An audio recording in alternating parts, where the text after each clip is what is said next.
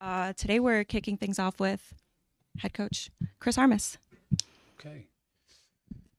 Look, there's not a whole lot to open with here, other than just real disappointment on the night.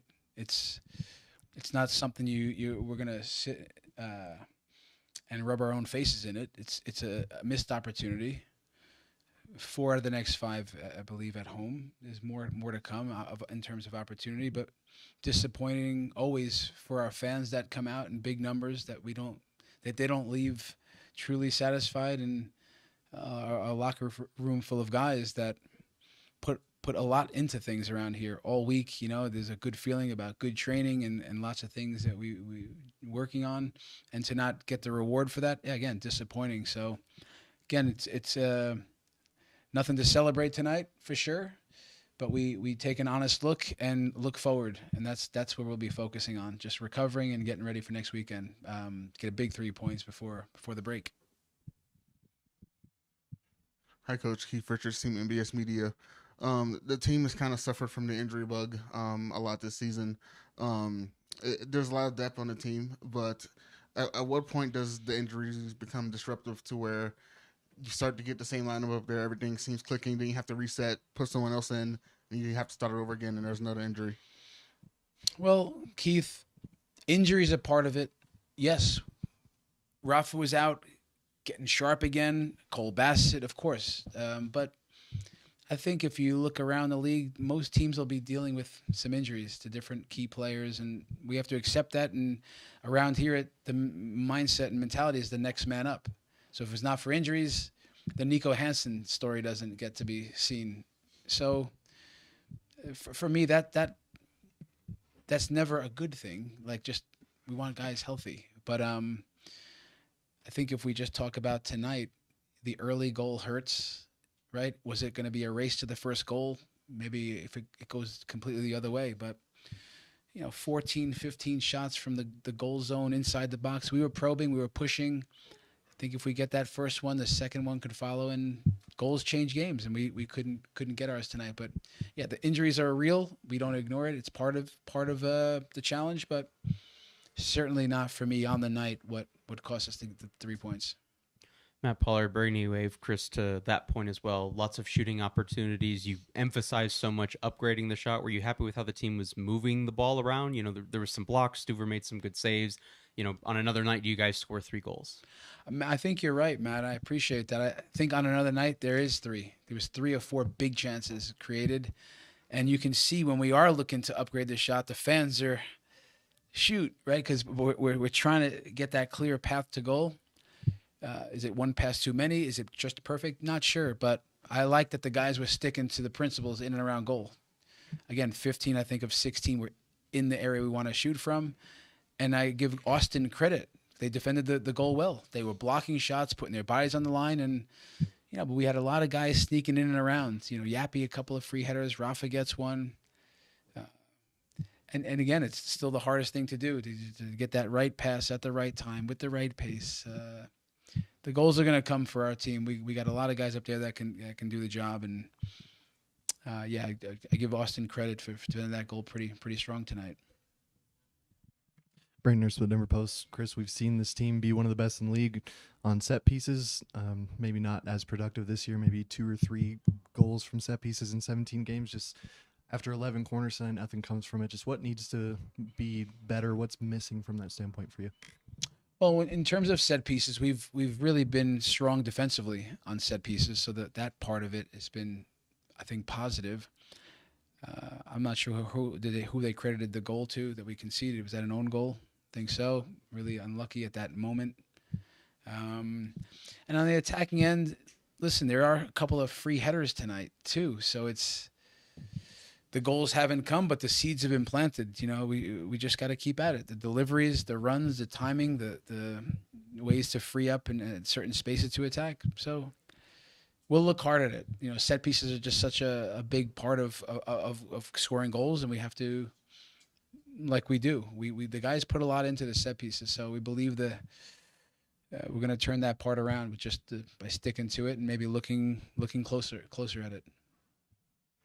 Mitchell Carroll with Commerce City Radio. Coach, with a midfield with Cole out and players away on international duty and just sort of thin in the position, you see Josh come off limping.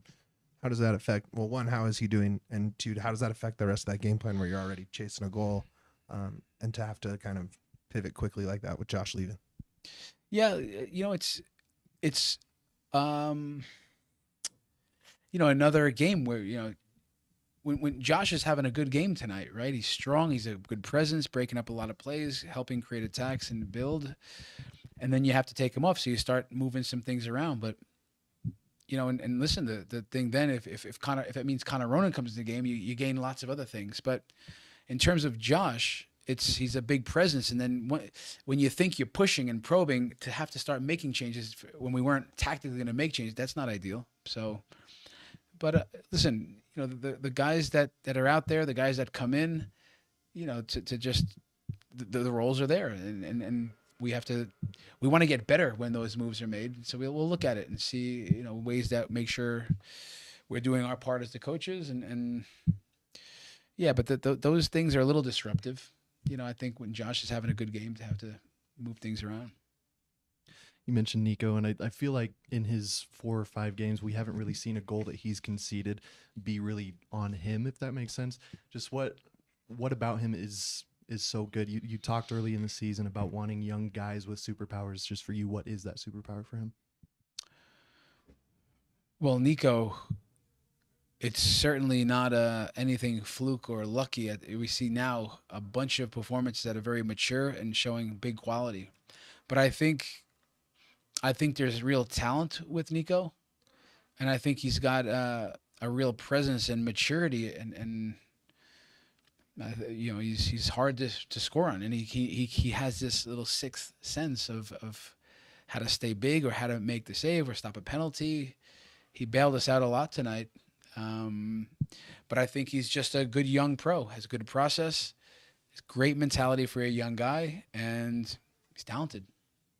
So it's nothing magical. It's just a couple of really important ingredients that make good players good. Obviously, I know Zach saw the doctors a couple of days ago. I'm wondering if there's any update on him.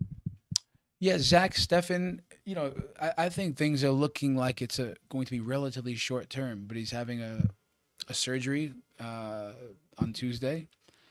And, of course, it's the doctors get to see more once they're inside, but we're hoping that it's a 3 to 4 week thing. I'm not going to put the timetable on it. We'll know after surgery early next week.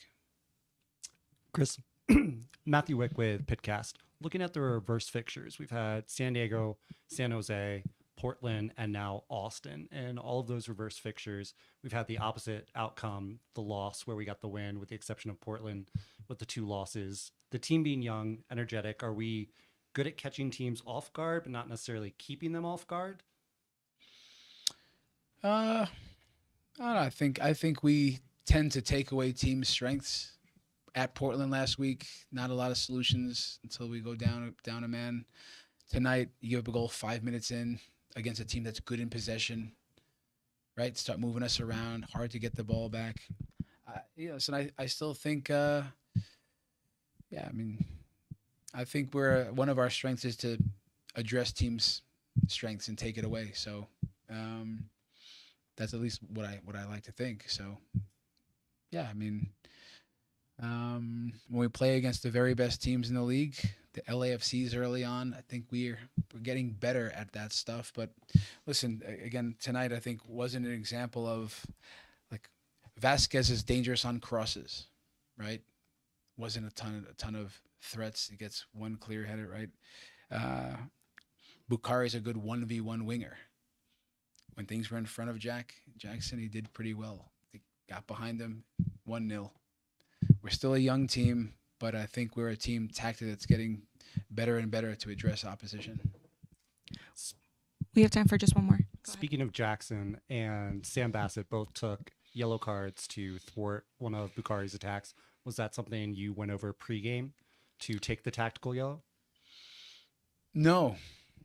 Our guys know that if you have to take a yellow, you take a yellow. We'd rather give something like that up the pitch than a clear chance to go somewhere. But we talk a lot about fouling in transition, right? To just be a little more savvy and just take the foul. And then, of course, yeah, we talk a lot about when guys are on yellow cards, just how to manage that, and it comes with just experience and savviness. But no, we talked about just what Bukhari, the threat he can have, and in 1v1 and transition and speed. So some of it was double teaming, some of it's trying to control the depth, which he got us on that one play. And that's all the time we have for today with Chris. All right. Thank you so much.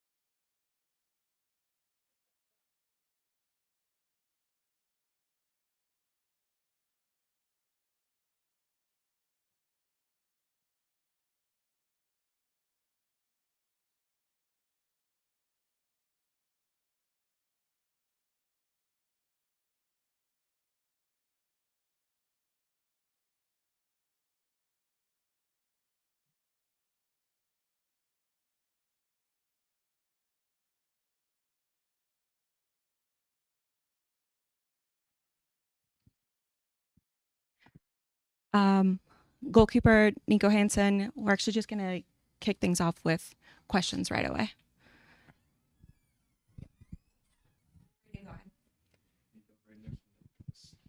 Unlucky moments tonight with those goals conceded. I think we can't see it this season that you've conceded that's really been on you. Maybe you disagree, but just how do you react to those moments and kind of move on from Yeah, you just have to keep moving forward. Ball goes back of the net. You can't dwell on it. Goalkeeper, you have to have a short memory. It doesn't matter if it's your fault or not. Ball in the back of the net means it's the ball in the back of the net. You just have to keep moving forward. That's it.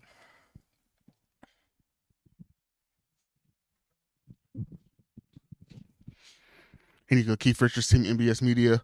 Unfortunately, it looks like Zach's going to be out for a little bit of time. So, assuming that you are going to be in goal at that time, how valuable has the time been beforehand, knowing that you're going to have a longer stretch to be behind goal with some big matches coming up soon? I don't really think about the upcoming matches that far ahead. I just take it one game at a time, to be honest.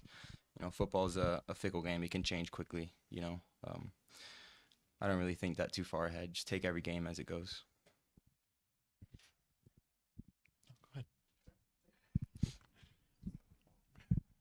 What are you saying to Hoffa after the own goal, and what's kind of the mindset for you whenever something like that happens?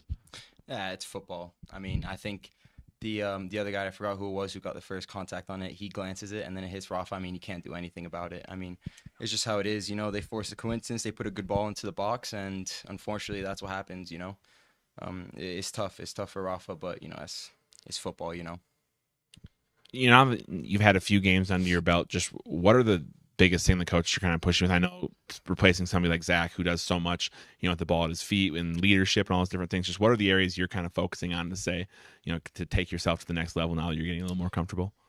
It's all about just being patient, taking each moment as it comes. You can't think ahead.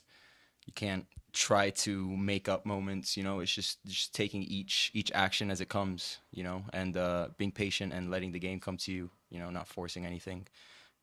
That's kind of how it goes. We work on it in training all the time, so it's just working on what we do in training and taking that into the game. That's it.